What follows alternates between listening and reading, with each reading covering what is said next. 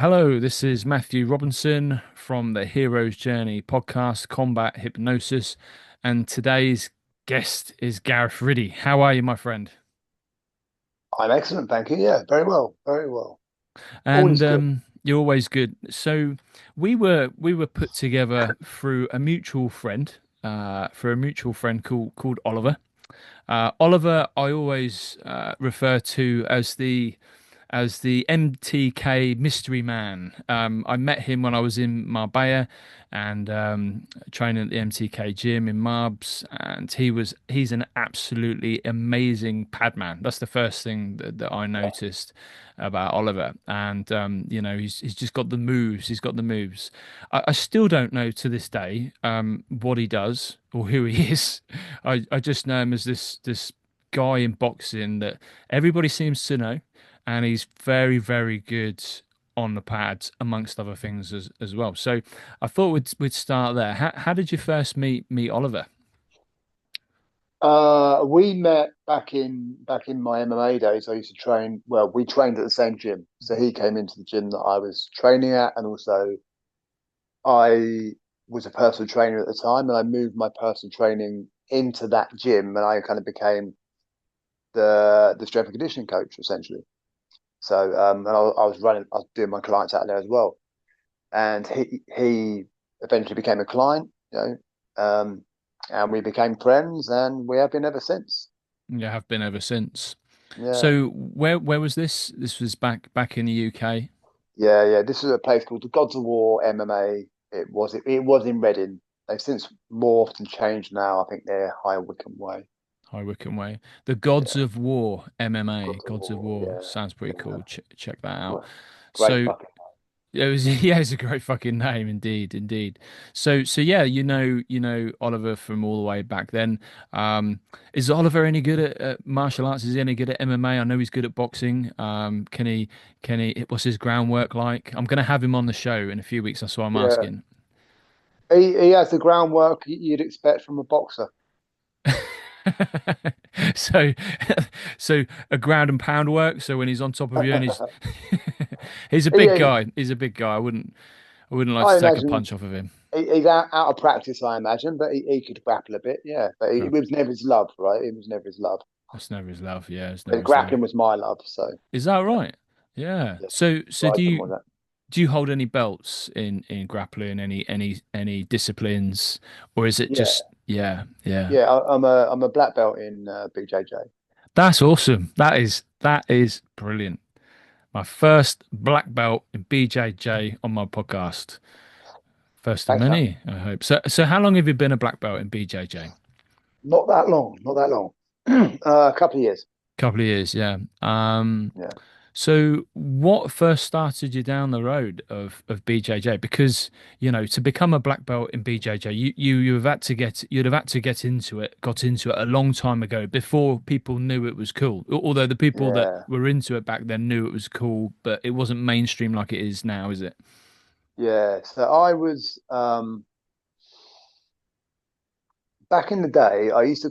I fell in love with MMA through some old VHSs that they used to sell in HMV back in the day. It was like a UFC, some WC, WVC, they're like Brazilian ones, and they're always different. Ballet Tudo it was called Ballet back then. Tudo, yeah. So like late 90s, Anything early goes. noughties. Yeah. So I kind of fell in love with it. I was, oh my God, that's fucking amazing. And I started learning a little bit with a friend who was like a multidisciplinary martial artist. So we'd fuck around. Hmm. And then, so I kind of really got in. Oh my God, this shit's fucking amazing. And then that was what, 99. And then 2000, I'd always have been interested in martial arts here and there, like sporadically as a kid. And in the year 2000, I got diagnosed with cancer in my throat. So that kind of took all my training out for a little while. So I Fuck. was like training, I was getting good. Well, I say good, but I thought I was getting good. But that blew it all out the window. And then I kind of came back to it maybe a couple of years later, or my obsession with it, I should say. So Obsession. I was buying the DVDs, off mail order, all that type of stuff back in the olden days. Um, and then I was doing Japanese jiu-jitsu because there was nothing really about.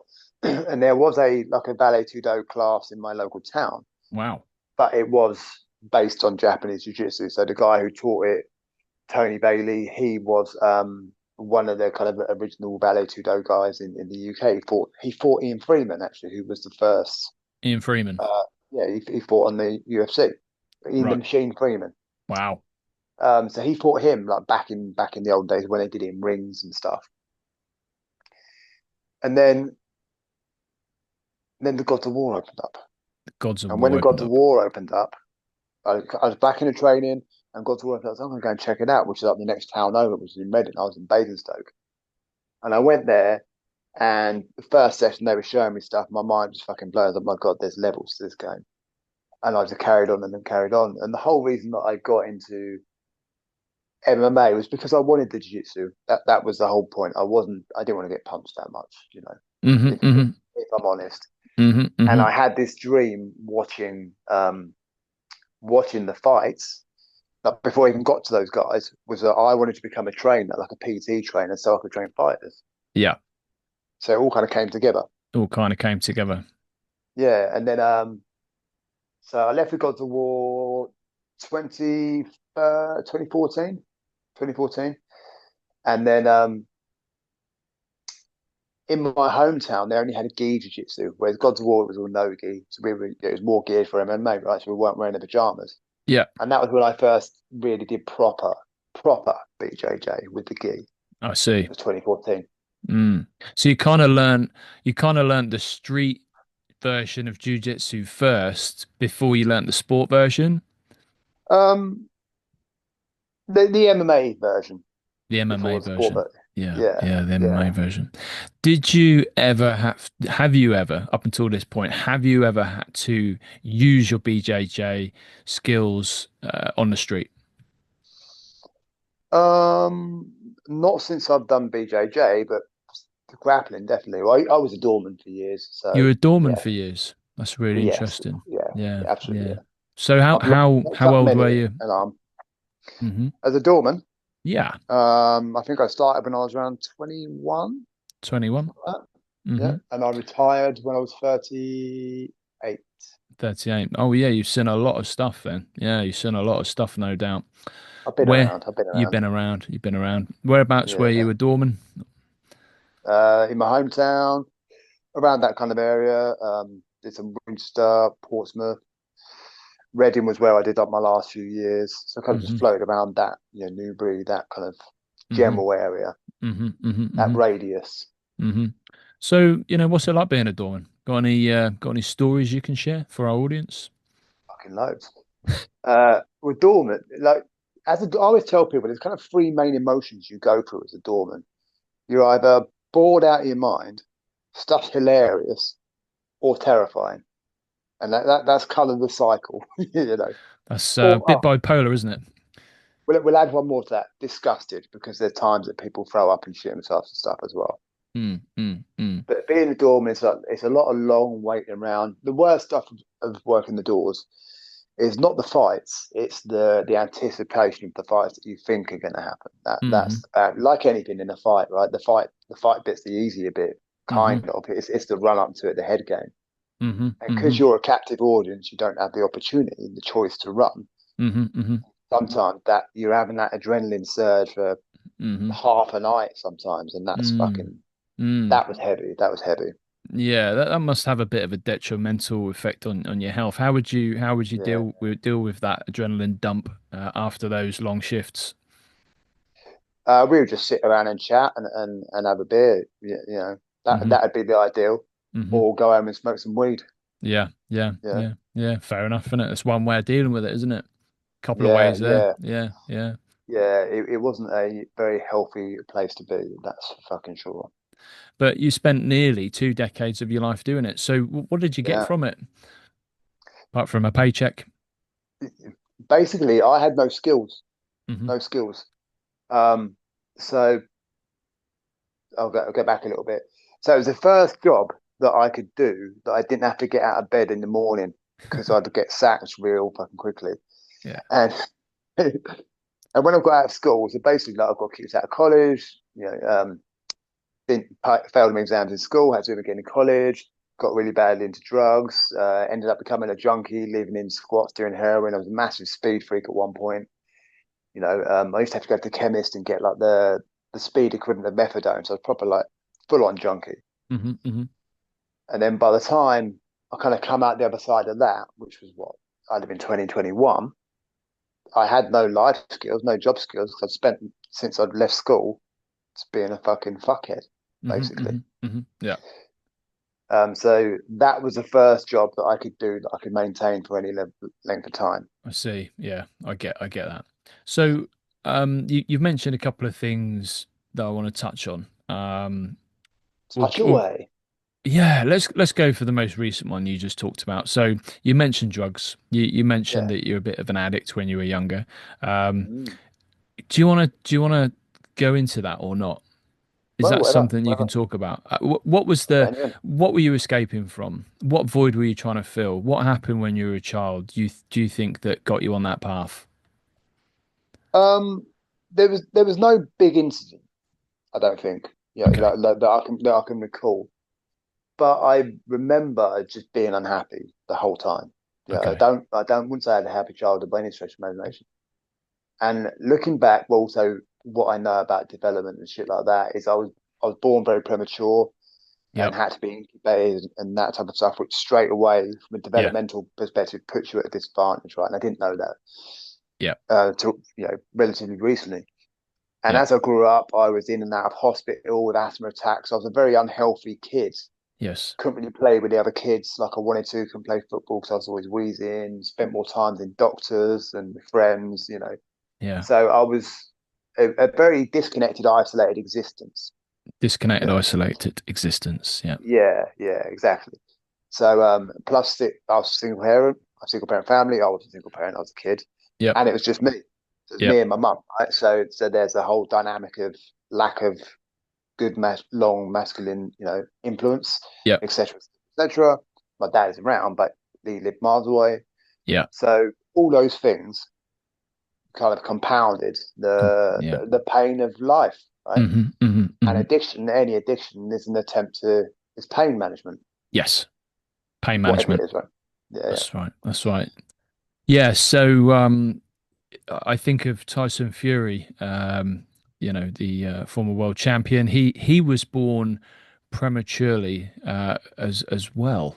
Funnily enough, he was born very prematurely, and he often talks about the struggles that he had, growing up, and even now. And I don't know if there's any connection to that, but there certainly could be.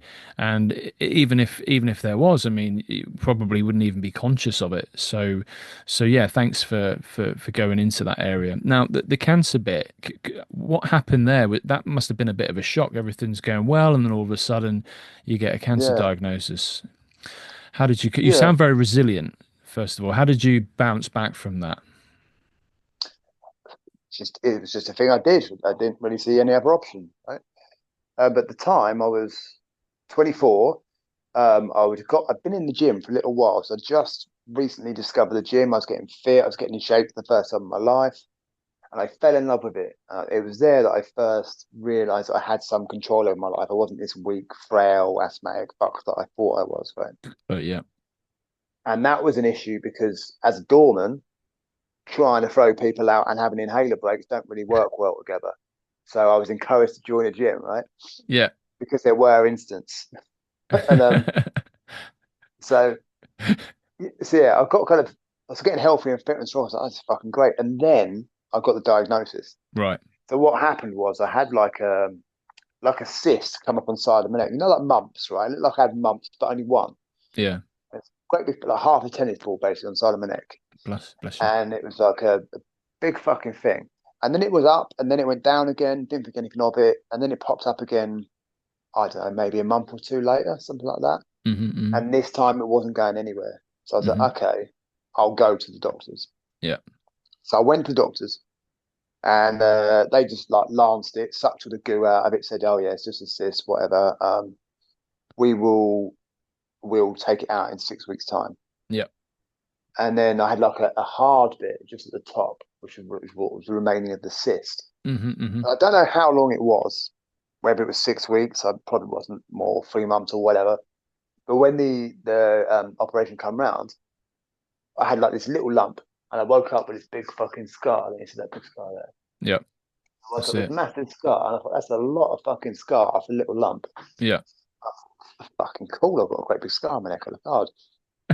And then the first thing I did was went outside. My mates turned out, went outside and got stoned on the grass outside hospital. Fucking Wow. brilliant. Wow. And then I had a consultation, must have been like a couple of weeks later, a week or so later, once I was out and all that stuff. I had to go and see a consultant, and the consultant was like, "Surprise, you've got cancer." And I was like, "Whoa." Jesus Christ. And I don't really remember the words, but obviously he told me. But it's kind of the tunnel vision, right? You're in a little bubble, you can't fucking Mm, think. You're like, what the mm, fuck is this even real? mm, mm, mm. Time slowed down. It was a really weird, surreal time. Um, and funnily enough, at that time, that day, it was like my mate's birthday.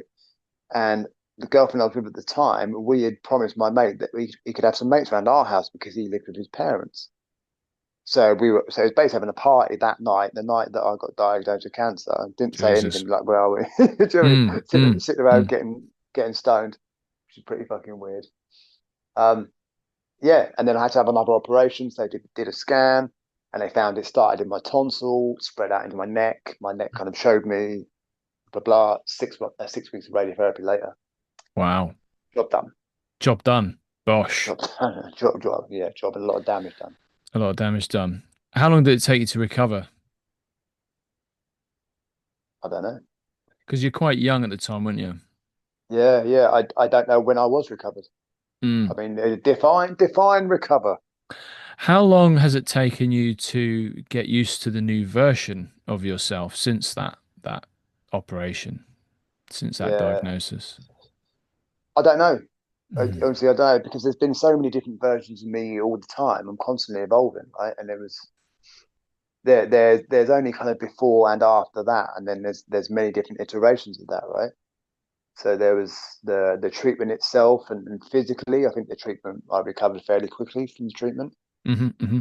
Um, Maybe a few months because I had like all Hmm. these my burns down my face and my neck, Wow. and I couldn't eat properly and swallow Hmm. properly, so I lost a lot of weight. It was very slimming, very Mm. slimming. Very slimming. Don't Bless you. recommend it, but it was very slimming. Bless you. Um, but very early on, I loved it in terms of like what it gave me. Do you know what I mean? Really? I never really saw myself like a victim as such. I was Hmm. like I survived that, and I I was see. very grateful for it. And Wow. sitting in, like, I used to have to have radiotherapy. I'd go up every day up to. Hmm. Do you remember the petrol strikes? Do you remember those? Vaguely. Vaguely. Yeah, Yeah. vaguely. So during the petrol strikes, I was going up to Guildford every day. My granddad would drive, and I'd have to go into like this unit where they had the radiotherapy, and it was a big waiting room. It was full of old people. Some of them like proper Oh, on their way out, yeah, all yeah. going for their various Oh, treatments for their cancer. bless him. And me, Yeah. 24 years old, and I was like, fucking hell, this is like really surreal. Wow. And being in that environment for 6 weeks, I was in that Mm, environment, mm, mm. getting weaker and more painful and all that type of stuff. Jesus. Yeah. It just gave me a real good gratitude for life. It made me appreciate life, That's basically. so interesting because so many other people, I mean, I don't, can't think of anybody off the top of my, well, I can, but the point is, unless you've been through that, you don't really know how you're going to respond. But the way you Yeah, responded, surely that's like, that's like the gold standard A-star way to respond to something, to respond to something like that. Gratitude. I mean, if that's, that's the most Buddhist thing I think I've ever heard. I mean, how did that yeah. help you? Did that empower you? It sounded like it did. It must have done. It must have done. Yeah. How I specifically mean, did it empower you? I'm here. You're here, yeah, and I'm you here. got Yeah. gratitude. Well, gratitude. I never let it, beat me in any sense. I thought it was kind of it Mm. was almost pretty cool, kind of.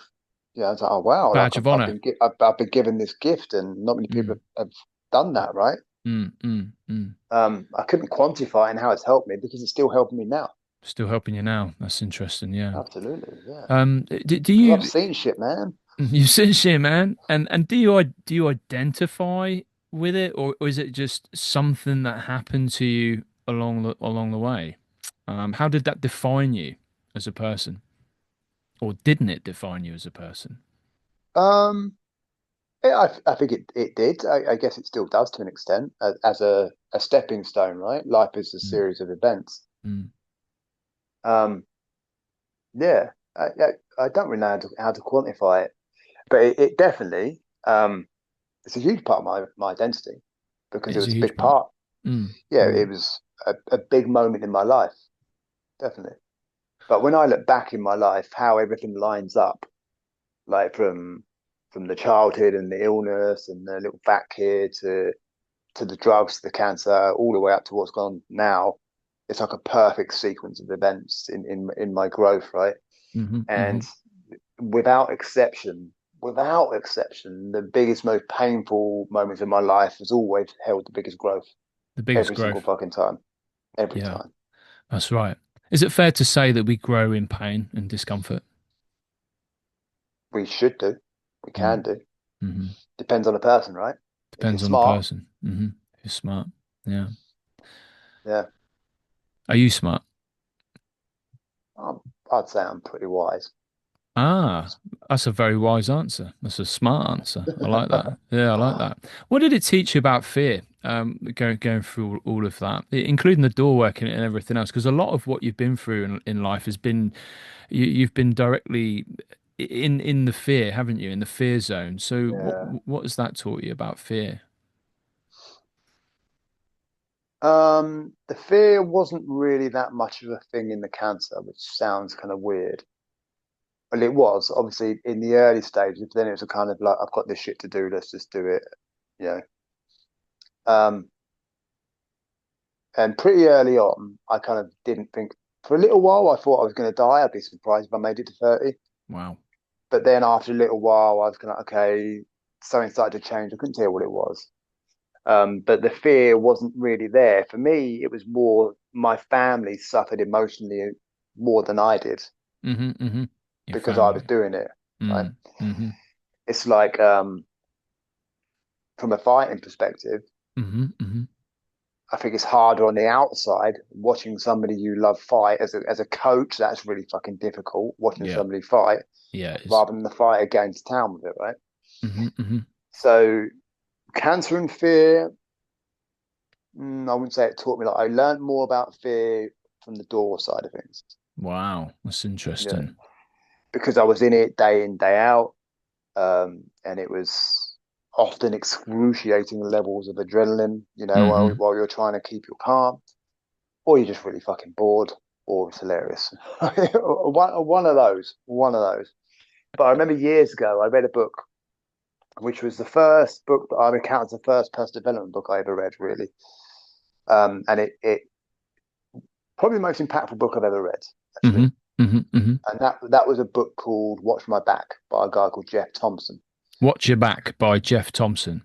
Watch My Back, yeah, amazing Yeah. book. It's an autobiography, and great guy, amazing writer. And at that time, there was a lot of hard men books out, you know, like Lenny McLean and Yeah. fucking Chopper and you Yeah. name it, right? Ian Freeman had his out as well. And it was like that time that the gangster chic was a big thing, right? Always been Yeah. popping up in Waterstones. Yeah. And then this book came out, and I read it, and I've read it loads. I must get it again. And I read it, and it was the first time I'd read a hard man book Yeah. by a guy who wasn't a hard man. Right. Um, and although he was, and he'd been in a lot of violence and done a lot of violent things, but he was the first person that ever admitted how fucking terrified he was. Hmm. I was like, oh Hmm. my God. And he really went into the psychology of fear and how it affects you and the psychology of street altercations and how people disarm you and all that type of stuff. Mm. Like mentally, Interesting. right? Mentally, yeah.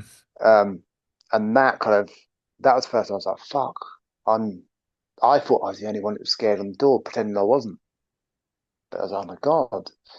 So that taught me a lot about it.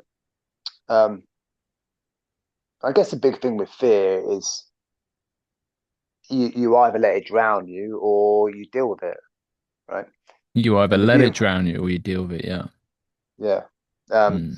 but it will incapacitate you, as with any Mm. negative emotion, right? Mm-hmm. Mm-hmm. But with door work, the actual fights themselves, they weren't that bad.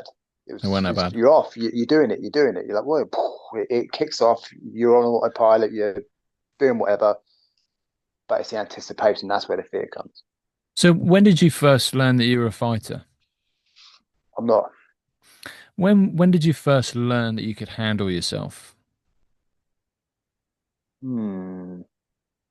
don't know. In school, which is fucking ridiculous when I think about it now. It's like when you're in school, people go, who's the hardest person in the year? Yeah. Like my name used to come up a lot, um, but I never really fought, which is the stupid thing about it.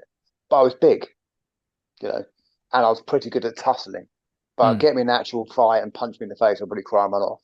Right? Like they had a handful of altercations, and they were the worst experiences of my life. Um, but I guess it wasn't really until I enjoyed the grappling and the martial arts. I think it's probably the door work where it really kind of came into play. I But I was see. always much more of a talker than a fighter. It But was I was much pretty more of a good with talker. restraints, which I guess led into, Yeah. you know, Yeah. um, Yeah. So someone once upon a time said to me, jaw before war. As in, it's always you yeah. understand what I'm saying, yeah, yeah. So you're pretty good. Would you say that you got the gift of the gab? Mm, maybe. Maybe. I don't know. I don't know. I'm quite good at reading people.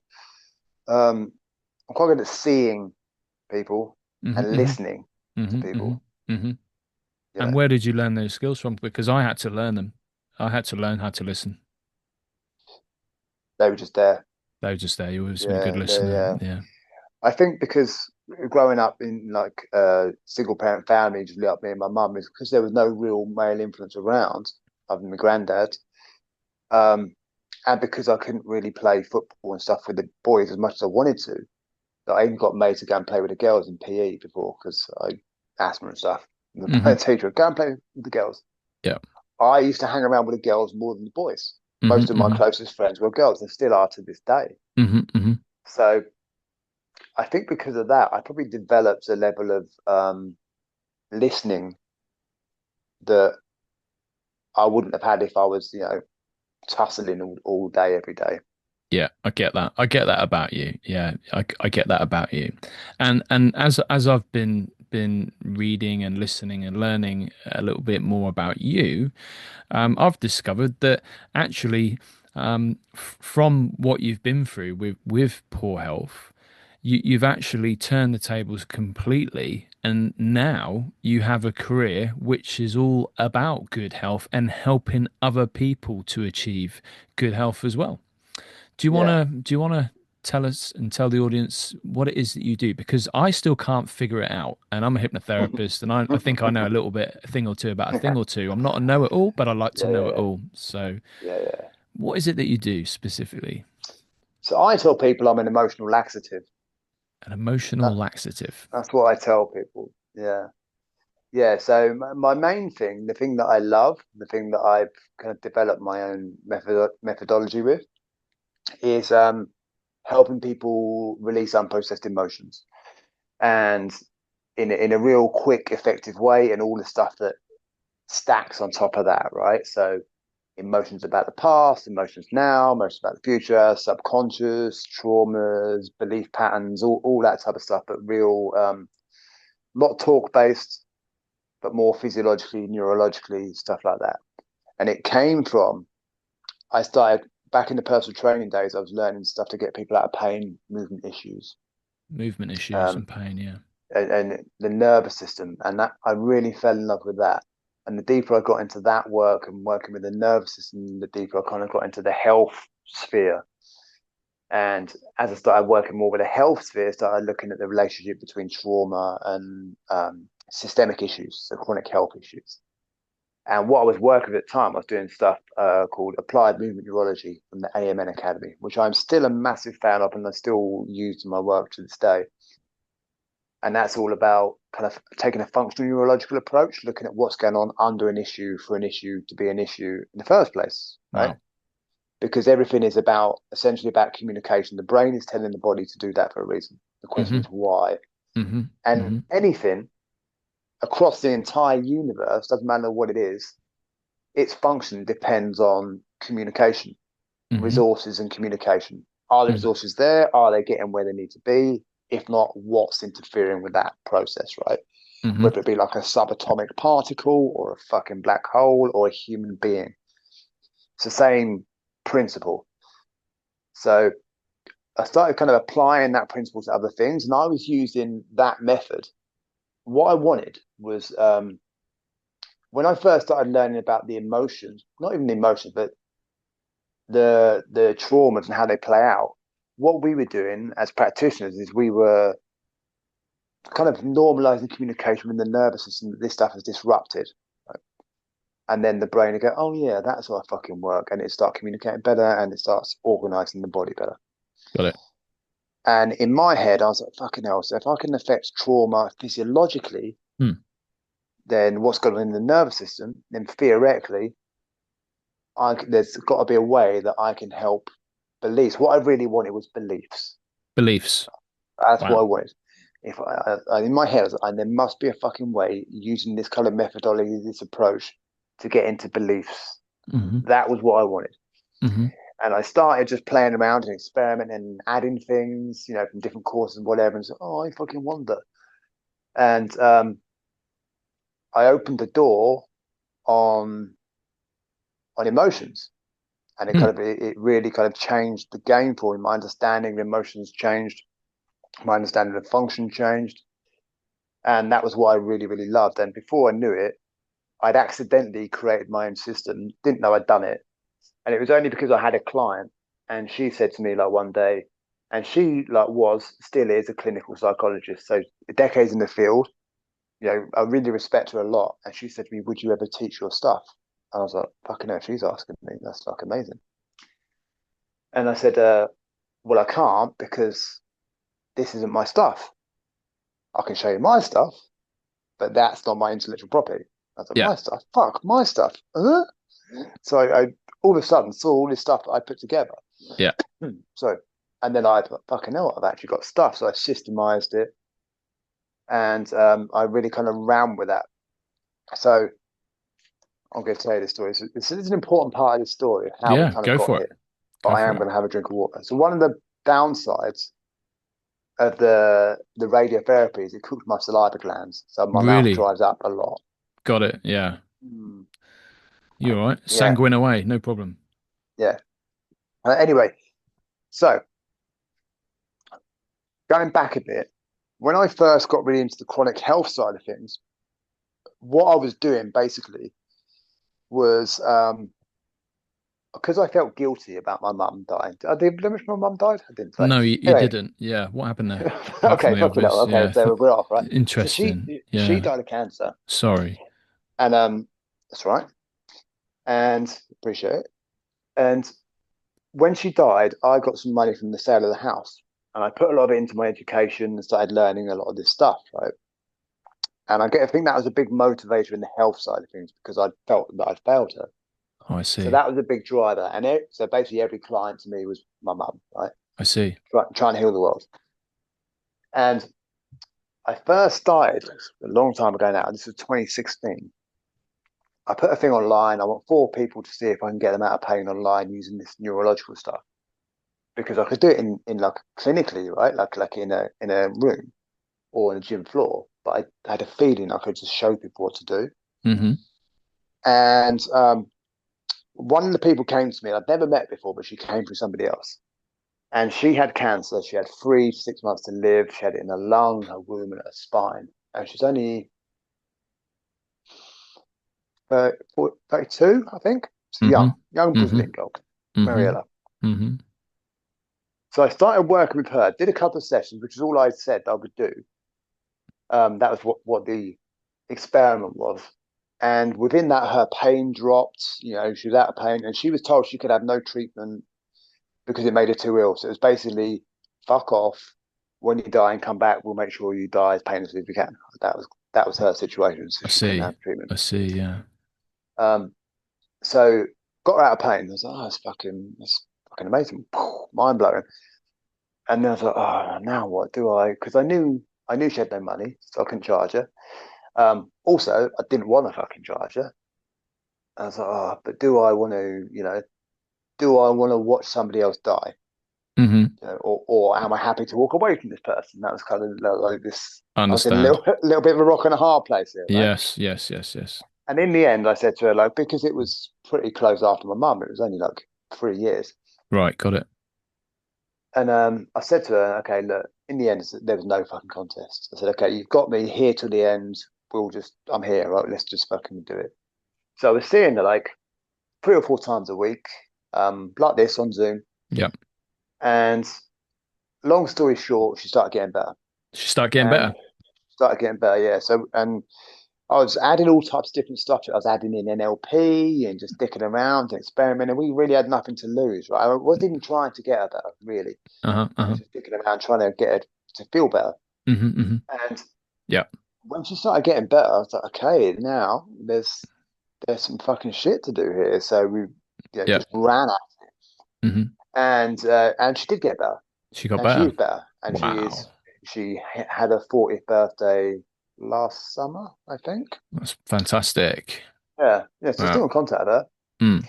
Mm. And seeing that, and an interesting part of this was there was a point in that process that she no longer believed that it was going to kill her. Okay, Right? that's interesting. She, and when the very first call that I had, she would never swear. She would never say anything, like Mm. because she was like really kind of apologetic, Hmm, and hmm. I had to say all sorts of ridiculous fucking shit, like Hmm. you know, a because I thought it was funny, but also because if somebody's so uptight about a word, regardless of context or intent, that's a lot of tension to carry, right? When you Okay. can't express yourself. So I used to get and say shit like, fuck that shit, I'm going to kick it straight in the piss flaps, right? All this kind of weird stuff that she wouldn't fucking, and she started saying it, and now she's a proper pot enough. But the point behind that is, A, it's funny, but also she became the person that didn't have the disease.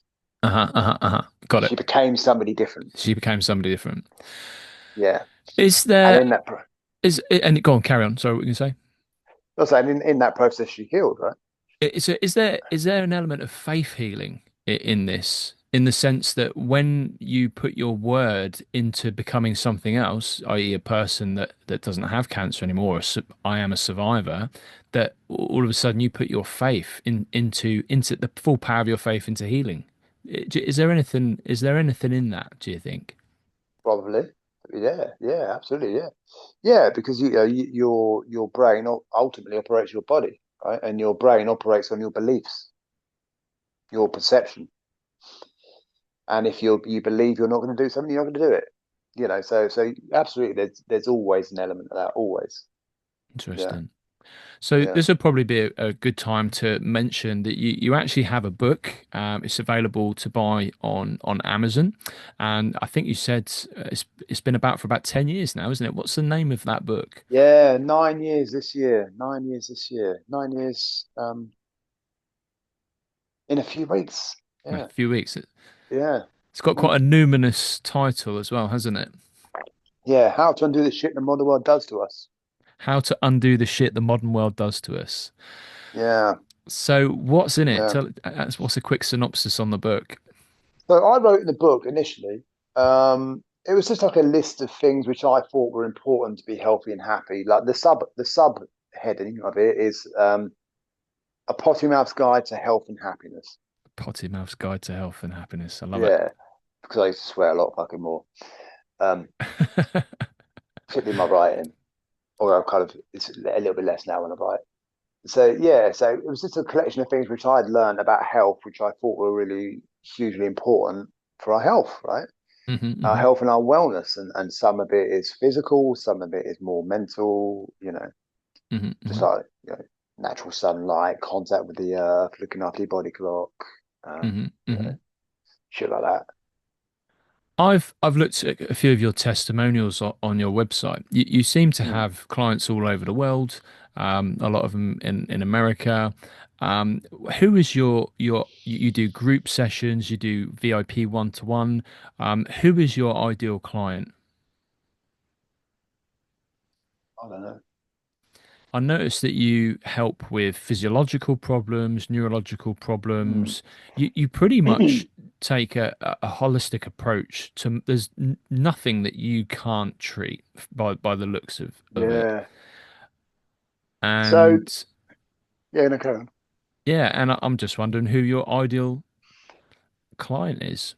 But so now, I mean, it used to be. I used to really focus on the physical stuff, but the emotional stuff is my bag. Right, that's kind of my thing. Is really helping people let go of um what they're not essentially.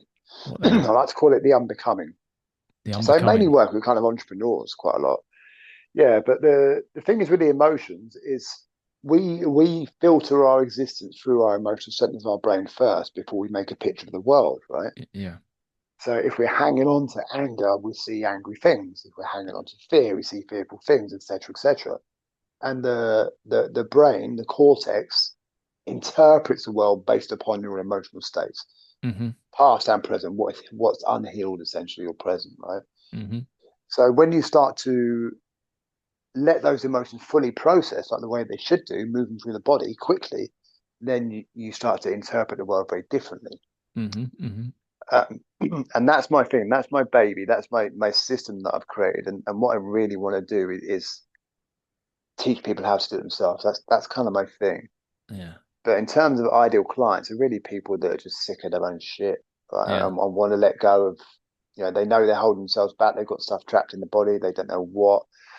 Um, but people that want to take responsibility for themselves, because this world now, people there's so much of a badge of honor in victimizing yourself and giving yourself this label and that label, and there's honor in your limitations. Do you know what I mean? Oh, I've Yeah. got this, Yeah. I've got I that, like and that. it's Mm.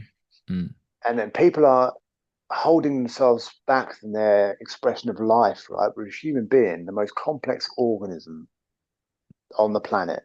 Right, we have more capacity for complex movement and creativity than any other species on the planet. Right, we're such a fucking amazing species, and what we can be, and what we are.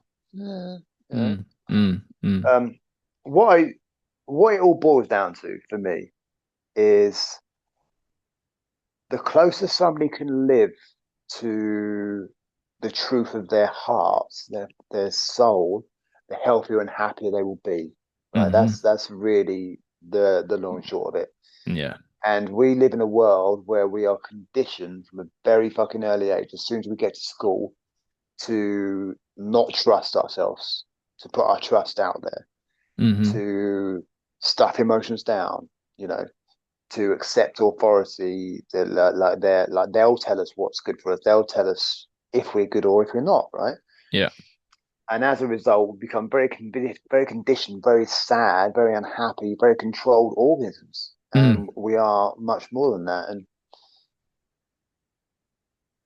the further away we get from our true nature, the unhealthier and unhappier we become.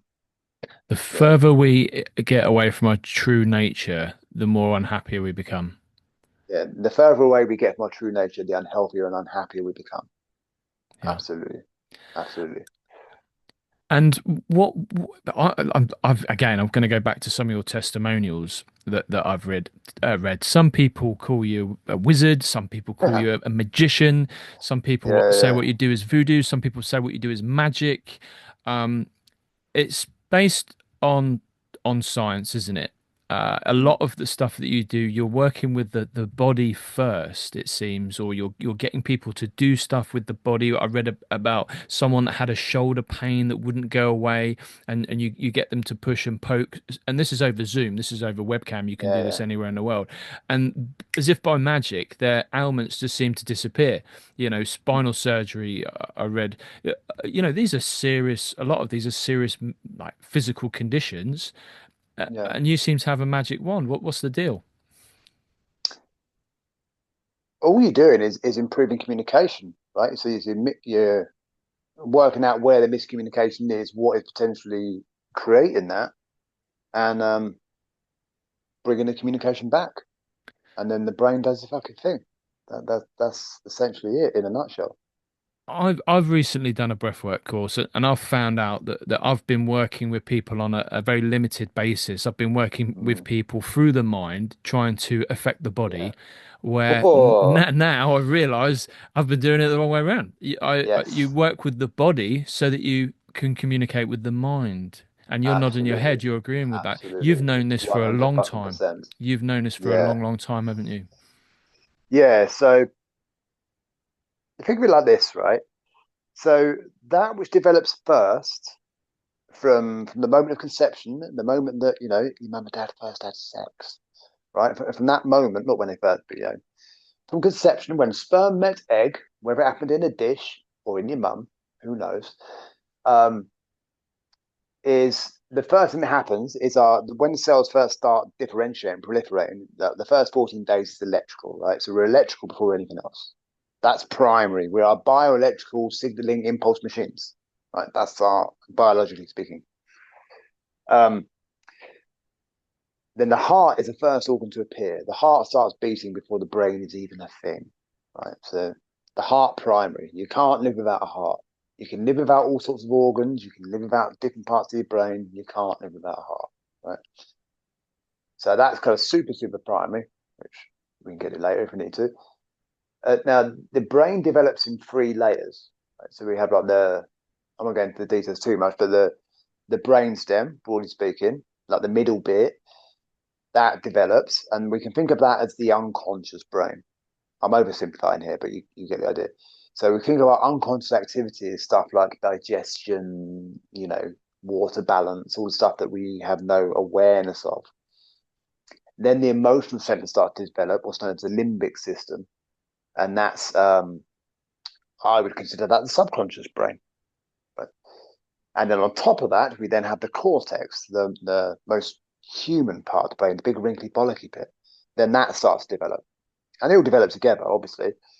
But the cortex, particularly the frontal cortex, where our executive functions are, our ability to think clearly, logic, reasoning, creativity, impulse control, all that stuff that makes us human, that isn't fully developed until we're in our 20s. Um, so, but we have been emotions, like we are an emotional creature. We are feelers long before we are thinkers. Yeah. Right? And all information coming in through the brain goes through the emotional centers first before it hmm gets to the cortex, and the cortex makes a picture of the world hmm using language because that's how we understand the world. And this is why, like, just talking your way down is very, very difficult Yeah. because all this other stuff has been running long before you even had the ability to put words into a sentence and apply meaning into it in a coherent enough sentence. So that's problem one. Problem two is those words in that coherent sentence is an interpretation of what's going on underneath the hood anyway. Yeah. Do you know what I mean? So Yes. that makes it really fucking difficult. Yes. So it's like knocking the froth off a pint and expecting it to be alcohol free. Right. I see. Doesn't fucking work. The booze is still the booze. The booze is still the booze. Yeah. Yeah. So what's it? They say like 95% of our consciousness we're not aware of. Yeah. So five percent is conscious, the rest is subconscious and unconscious. Yeah. Yeah. So I like to liken it like a monkey on an elephant. Right. A So the monkey monkey on an sat on the elephant. I love yeah that. monkeys ride along on an elephant, wondering why it's not getting where the fuck it wants to go. Beating itself up for it, feeling like an arsehole, feeling like a failure, not even realizing it's on an elephant and the elephant can do what the fuck it wants. Yeah. Sometimes things coincide, most of the time they don't. In a battle between Yeah. the subconscious and conscious, the subconscious always fucking wins. Always wins. Yeah.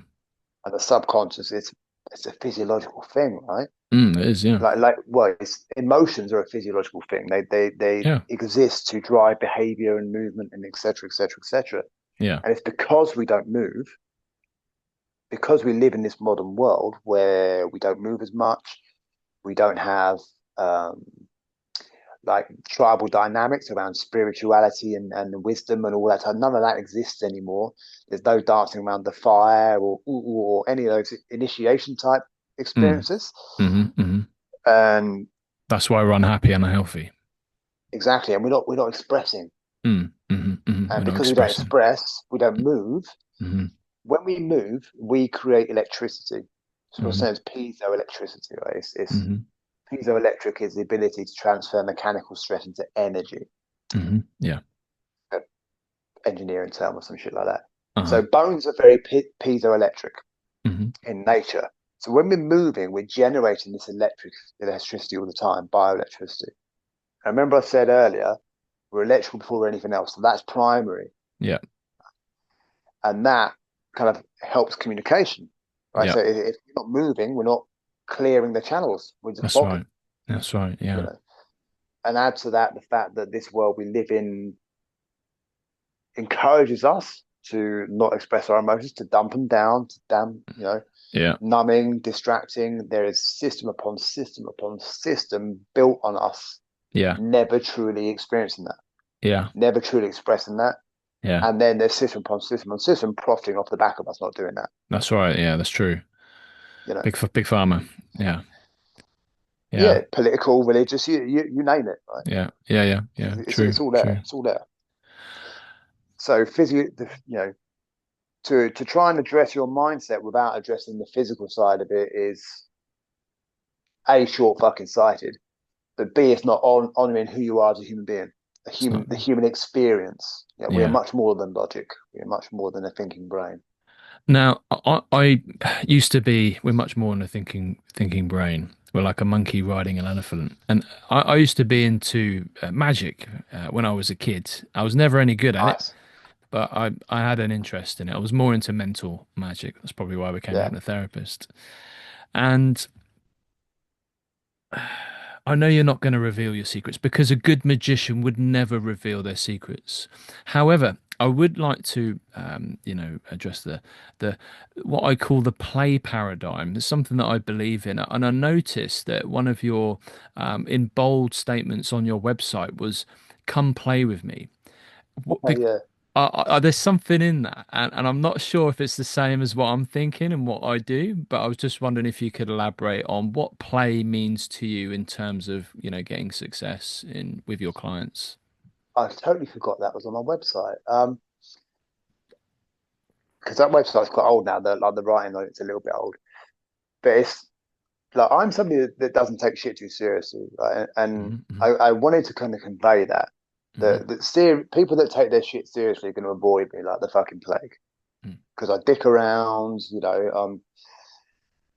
I've never been corporatized, so I've never learned how to speak like an adult. I was a doorman or a fucking trainer, right? Say what you want. So yeah, a big part of it was just about not taking yourself seriously, and to enjoy the play. And play is a really big important part of being a human. It's Yeah, how we develop as kids. In yeah, play. Any animal when you see them develop as kids, they're playing, they're fighting, all the time, like yeah, mammals anyway. yeah, And so it's just a fundamental part. And I really just wanted people just to um, not be quite so scared about it. yeah. I have a saying which is don't take your emotions personally, I like that. which, That's which, very which good. sounds hard. It sounds kind of counterintuitive, but we really buy into the stories that our brain tells us about our emotions because we've basically been miseducated about how they function and how to deal with them. Yeah, And when you can learn how not to take your shit seriously, when your shit does come up, you can kind of approach it with a little more curiosity yeah, and kind of almost enjoy the process. I love it. There isn't a single day goes by that I'm not doing it in some aspects. yeah, Sometimes it's tough, sometimes it's not, but I never like look back on my past and something that happened and think, oh, that was awful. yeah, I'm like yeah. fucking great. Okay, Wow. let's go. Let's deal with it. Or let's say I'm with a client and we're working on, let's say, trauma, and they'll tell me like the most heinous thing. And I go, okay, cool, let's fuck it off. Let's go. Boom.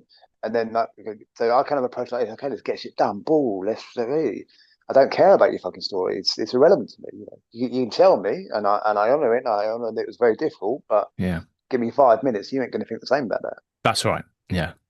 So you know, Because we become very attached to the narrative in our head, don't we? And also that creates the emotions, and then we become attached to that. So being able to not take your emotions so seriously gives you that distance, that breathing space, and then you can, as you say, help them change the narrative, and then all of a sudden they've got a reframe, and they've got a new way of thinking and feeling, so which was completely different to the way that they're thinking and feeling before. So the way that we're thinking and feeling before couldn't have really been the truth because they feel so differently now.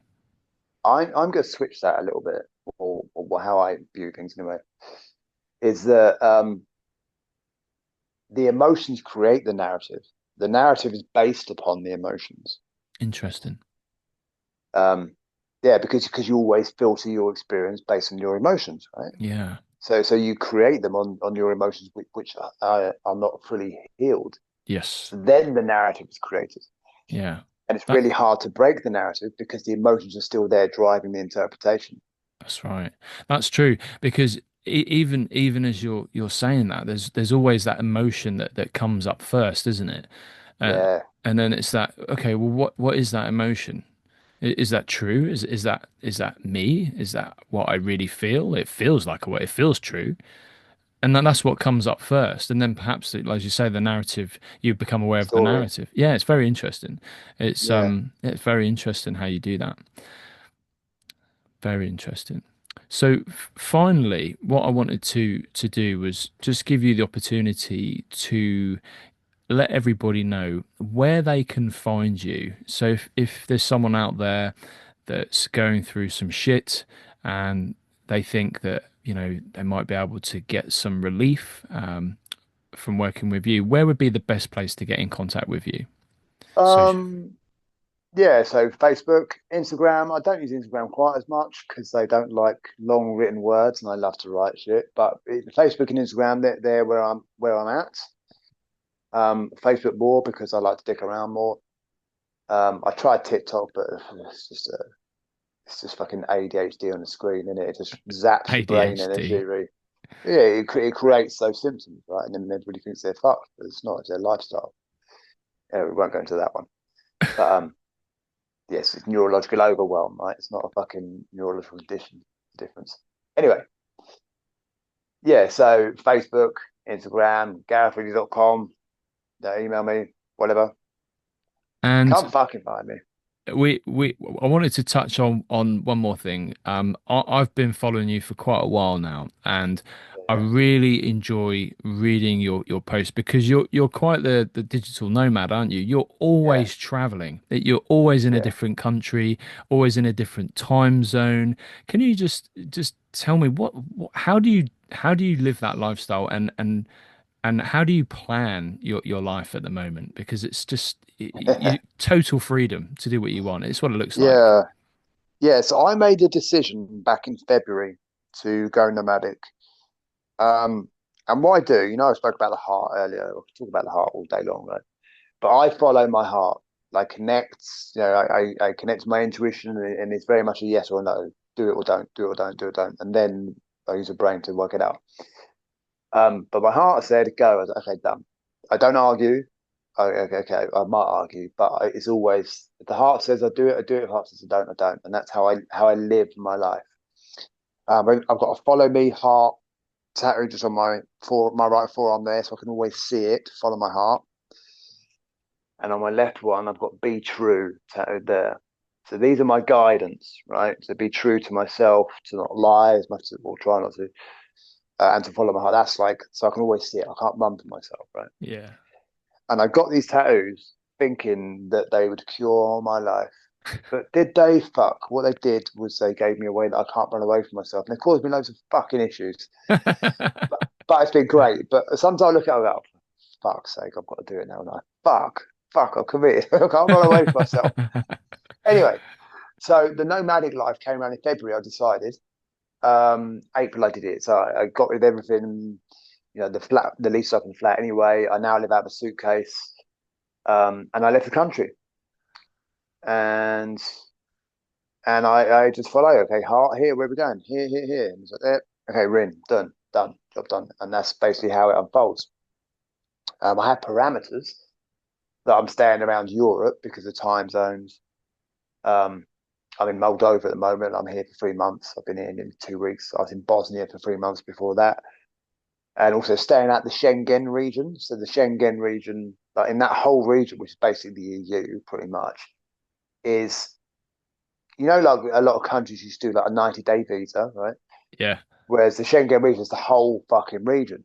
Yeah. So you could be in Spain, do 30 days. You could blow it all out in one country, and then not be able to go to any of the others in that fucking region. I see. So that's part of the planning. Yeah. You know, what's going to cause me less issues. Yeah. So where I'm at now, Moldova, and I was in Bosnia, um, aren't part of that. So it's 90 days for them as in their own country. Sweet. Yeah. So that's kind of how it happens. So I guess the planning is really just where does my heart want me to go? Okay, we're in, do it. Um, and then working it out from there, working out details. So, by following your heart, it's safe to say that you're living a very authentic and quite mysterious life at times. How long is this, do you think, is this going to go on for? Where do you think it's going to take you? Honestly, I have no idea. I have no idea. The path reveals itself as you walk it, right? I'm open to Yeah, anything. that's right. Yeah, I'll know what I know. Maybe this is it. I don't know. I Yeah, don't honestly. I don't know, but I'm open to it. And I've tried for a long time to follow my heart and live the best that I can. But there's a difference between following your heart and doing what you want to do. They're not the same thing. they're not the same thing. You're right. Following the heart can be difficult and it can be challenging. Yeah, It's not like a flouncy running around. By any stretch of imagination, it takes fucking balls to stand in it when you know it's right. And a big part of what I do has developed from that. And I've got closer to myself as a result. And I've let go of so much of who I thought I was as a result. Um, yeah. yeah. Did Listen, that answer your question? it did, Gareth. I have a lot of respect for you. We don't really we've had maybe one or two chats before we came on this podcast. I didn't really know you. I've not met you before. So what I can say is from what I've learnt about you, I've got a lot of respect for you, mate. You've been through a hell of a lot of shit. And I've just got a little warning there that the battery's about to go dead. That's not very clever, is it? Bit of a schoolboy error there. So I just want to say thank you very, very much. I've got a lot of respect for you. And thank you for being a guest on my podcast and hope to have you on again soon. Thanks for having me, man. Absolute fucking pleasure. Thank you very much and stay safe. Stay safe. I will do what my heart tells me to do, You'll do what your heart tells you to do. I love that. and it keeps me safe. Thank you very much. Gareth Riddy, Yeah, man. everybody. Thank you. Take good care. Bye. Bye.